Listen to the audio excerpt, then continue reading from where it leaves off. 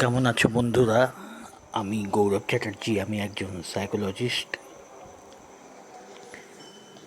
এখন তোমাদের সাথে আমি আলোচনা করব doctor Joseph Murphy the power of your subconscious mind বই থেকে। আগেও এই বই থেকে তোমাদের কিছু তথ্য আমি দিয়েছি। আজকের টপিকটা হলো ডক্টর জোসেফ মারফি ডেসক্রাইব করেছেন অবচেতন মন দ্বারা গাইডেন্স, পথ প্রদর্শন। অবচেতন মন আমাদের সব কিছুই করাচ্ছে, আমাদের প্রয়োজনে খুব ভালো গাইডেন্সও দিতে পারে অবচেতন মন। তো তাই নিয়ে জোসেফ মরফি কিছু ভালো সাজেশন দিয়েছেন যে যখন আমরা বিভ্রান্ত হই নানান সমস্যা নিয়ে, তখন কিভাবে অবচেতন মন আমাদের গাইড করতে পারে। তো সেটা করতে তিনি সাজেস্ট করেছেন। সাজেশনটার মধ্যে উনি বলেছেন যে, যেটা ওরা তো অরিজিনাল ইংলিশে রয়েছে বইটা, আমি নিজের মতো করে বলছি তোমাদের, যে যখন আমরা কোনো সমস্যায় জর্জরিত হই, মাথা কাজ করে না, তখন কি করা উচিত। তো অবচেতন মনের উপর ছেড়ে দিতে যে সাজেশন দিচ্ছে, তাতে বলছে যে প্রথম স্টেপ হলো যে ইতিবাচক চিন্তা। যে সমস্যা যাই হোক না কেন, তার ইতিবাচক দিকটা চিন্তা করতে হবে আমাদের, পজিটিভ দিকটা আমাদের দেখতে হবে সেই জিনিসটা, যে সেই সমস্যার ব্যাপারে। তারপরে কি বলছে না, নিজেদের মনোযোগকে অ্যাক্টিভ রাখতে, নিজে মনোযোগকে মানে একাগ্রতাকে কোথায় ফিক্স করতে হবে না, সমাধানের দিকে। দুশ্চিন্তা নিয়ে হাবুডুবু খেলে চলবে না, সমাধান কি হতে পারে সেটা নিয়ে ভাবতে হবে, যে সম্ভাব্য কোন পথে আমি সমাধান পেতে পারি।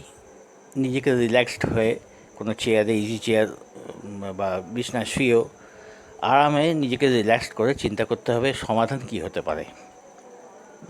দুশ্চিন্তা করলে চলবে না। তারপরে মনকে রিল্যাক্সড করতে হবে এবং মনকে এবং শরীরকে কমান্ড দিতে হবে, শরীর আর মন দুটোকেই।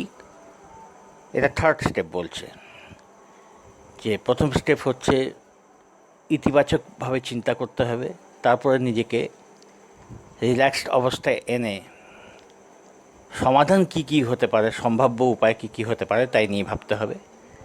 এবং শরীর আর মনকে রিল্যাক্সড করে শরীরকে আদেশ করতে হবে স্থির হও, মনকে আদেশ করতে হবে শান্ত হও। এই জন্যে যে রিল্যাক্সড মন যেটা, সেই কিন্তু শক্তি জেনারেট করে। আমাদের অবচেতন মনের প্রচুর শক্তি, প্রচুর ক্ষমতা। তো থার্ড স্টেপে নিজেকে রিল্যাক্স করতে হবে, শরীরকে বলতে হবে শান্ত হও, রিল্যাক্সড হও। এইভাবে রিল্যাক্স করতে হবে শরীরের। রিল্যাক্সড হলে মনকে আদেশ করতে হবে এবার তুমি শান্ত হও, স্থির হও। এই অবস্থা আসার পর তারপরে মনের কাছে নিজেকে সারেন্ডার করতে হবে, অবচেতন মনের কাছে। কারণ অবচেতন মনের এত ক্ষমতা যে সে তোমার যাবতীয় প্রবলেম সলভ করতে পারে। তো অবচেতন মনের কাছে নিজেকে সারেন্ডার করতে হবে, যে আমার অবচেতন মনের কাছে আমি সারেন্ডার করছি, সে আমাকে নিশ্চিত এর সমাধান দেবে, এই বিশ্বাসটা রাখতে হবে। তারপর থার্ড স্টেপ কী আছে না, মনকে প্রশ্ন করতে হবে, জানাতে হবে যে আমার এই ব্যাপারটা রয়েছে, এই সমস্যাটা রয়েছে, এর আমার সমাধান চাই। এবং এটা মনে রাখতে হবে এবং কল্পনা করতে হবে যে সমাধান হয়ে গেলে তুমি কীরকম এনজয় করছো, কীরকম অনুভব করছো। এইটা ধরে রাখতে হবে। তাহলে প্রথম থেকে স্টেপগুলো কি না, প্রথমে সমস্যা তার যে পজিটিভ দিকটা সেটা দেখতে হবে, পজিটিভ দিকটা করতে হবে, নেগেটিভ জিনিস নিয়ে মাথা ঘামাতে হবে না। দ্বিতীয় স্টেপ হলো নিজেকে রিল্যাক্সড অবস্থায় এনে শরীরকে কমান্ড দিতে হবে শান্ত হওয়ার, স্থির হওয়ার, মনকে কমান্ড দিতে হবে শান্ত হওয়ার।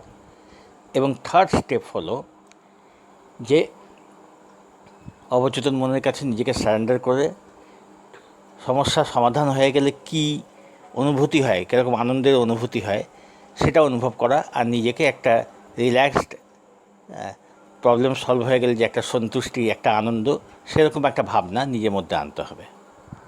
এই 3টে স্টেপ। তারপর জোসেফ মরফি বলছেন যে এরপর এইভাবে যদি রাত্রিবেলায় এরকম প্র্যাকটিস করতে করতে ঘুমিয়ে পড়ো তাহলে ঠিক আছে। ঘুম থেকে ওঠার পর যদি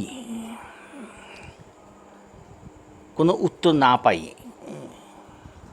তাহলে ওই নিয়ে মাথা ঘামাতে হবে না, নিজের কাজে করো, নিজের কাজ করে যাও। আর একটা কথা, যদি রাত্রে একটা প্র্যাকটিস করার ব্যাপার থাকে, তাহলে একটা জিনিস হবে যে প্র্যাকটিস করার সময় যেন কোনো মতেই নেগেটিভ ভাব না আসে মনের ভেতরে। এটা আমি বলবো যে যদি দেখা যায় যে এত বেশি দুশ্চিন্তা যে আমি পজিটিভ চিন্তা করতেই পারছি না, তাহলে আমি বলবো এটা ঘুমোবার সময় প্র্যাকটিস না করে অন্য সময়, দিনের বেলায় বা অন্য কোনো সময় করা ভালো। কারণ শোবার সময় অবচেতন মন খুব ভালো অ্যাক্টিভ থাকে, তো ওই সময় যেন কোনো মতেই নেগেটিভ ব্যাপার না যায়। যদি এরকম কনফিডেন্স থাকে যে না আমি এই নিয়ে পজিটিভ চিন্তাই করব আর মনকে রিল্যাক্স করব, মনের কাছে সারেন্ডার করে মনকে খুশি রাখার চেষ্টা করব আর সমাধানের জন্য ওয়েট করব, এই ক্যাপাসিটি থাকলে তবেই যেন এটা রাত্রিবেলায় প্র্যাকটিস করা হয়। হ্যাঁ, আদারওয়াইজ অন্য সময় করা যায়, রাত্রে ঘুমের সময় বাদ দিয়ে। তো যাই হোক, তো এইভাবে প্র্যাকটিস করার পর যদি তখনই কোনো সমাধানের উত্তর না পাওয়া যায় বা খানিকক্ষণ পরেও যদি না পাওয়া যায়, তো ওই দিকে আর ভ্রুক্ষেপ না করে নিজের কাজে ব্যস্ত থাকা, হ্যাঁ, খুশি থাকা। কারণ অবচেতন মন অনেক সময় তখনই উত্তর দেয়, অনেক সময় তখন দেয় না। ওই ব্যাপারটা ছেড়ে দিয়ে লেট গো করে দিয়ে তুমি অন্য কাজ করছো, হঠাৎ দেখবে যে কোনো সময় হঠাৎ ভেতর থেকে একটা উত্তর পাওয়া যায়। তো এগুলো ক্রমশ প্র্যাকটিস করে করে এগুলো নিজেকে রপ্ত করতে হয় এইসব জিনিস। তো এটা খুব ভালো প্রসেস। এটা অনেক সময় অনেকের কাছ থেকেই আমি দেখেছি খুব ভালো মানে রেজাল্ট পাওয়া গেছে। তো এটা প্র্যাকটিস করে দেখবার, তোমরা সেটা দেখো, যেমন তোমাদের এক্সপিরিয়েন্স হয় জানিও। সঙ্গে থেকো, ভালো থেকো।